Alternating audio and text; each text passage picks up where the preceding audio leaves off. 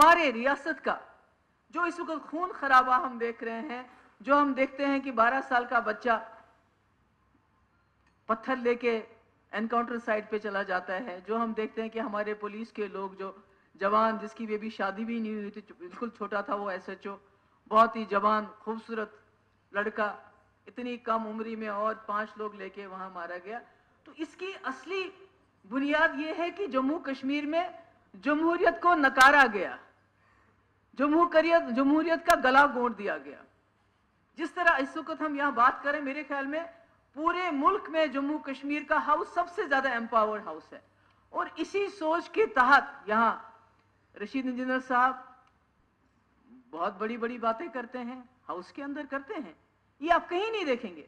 ये किसी भी मुल्क में आप जाइए, आप बड़े से बड़े यहां जमहूरी मुल्कों में देखिए, इस किस्म का वहां पर इस किस्म का बर्दाश्त नहीं है, कहीं नहीं है जो यहां है।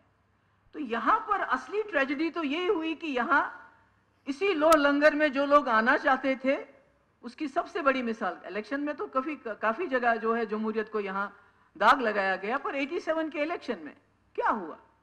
आपका सईद सलाहुद्दीन प्यूरी मोहम्मद यूसुफ शाह जो इस वक्त पाकिस्तान से डायरेक्शन दे रहा है, क्या करना है क्या नहीं करना है, आपके यासीन मलिक साहब, आपके दूसरे कितनों के मैं नाम ले लूं कि जिस तरह से उस इलेक्शन में उस जमहूरी निजाम का गला घोंट दिया गया। वही लोग, तो अगर कोई ये कहे कि वो लोग नहीं हैं जो पाकिस्तान जाके बंदूक लेके नहीं आए, तो फिर ठीक है, फिर हम लोग गलत हैं।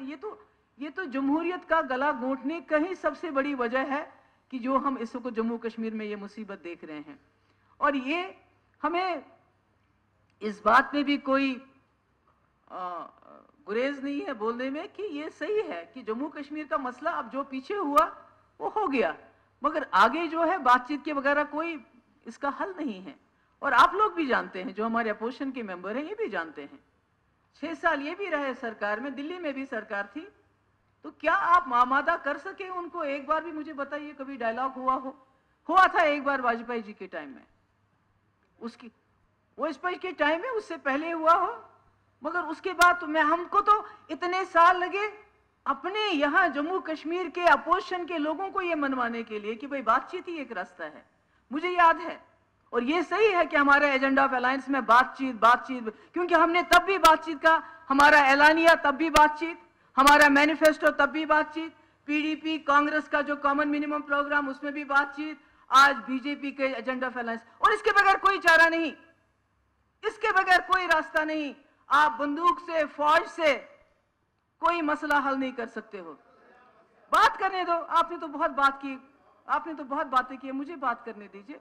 इसके बगैर कोई चारा नहीं है। मगर इसमें यह भी सही कहा तारिक आमिर साहब ने, जब तक हम सब लोग इकट्ठे नहीं हो जाएंगे, जब तक हम बात की बोली बोलेंगे, तब तक वो बात नहीं होगी। और हम लोग अगर इकट्ठे हो जाएं तो हम ये करवा सकते हैं, इसके बगैर कोई चारा नहीं है। मिलिटेंसी में कल यहां किसी ने कहा कि यहां तो बहुत ज्यादा स्टेट टेररिज्म है।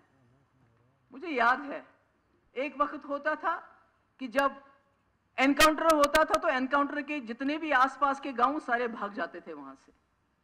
उसको कहते हैं स्टेट टेररिज्म, क्योंकि कभी कभी लोगों को पकड़ के ले जाते थे, आप हमें बताओ मिलिटेंट किस घर में, आप आगे आगे चलो, हम पीछे पीछे चलेंगे, और उसमें कई लोग मारे जाते थे। आज अगर उस किस्म का दहशत होता तो आपका 12 साल का, 14 साल का, 20 साल का जवान आके एनकाउंटर की साइड पे पत्थर नहीं मारने की जरूरत नहीं करता। तो ये आपको सोच लेना चाहिए।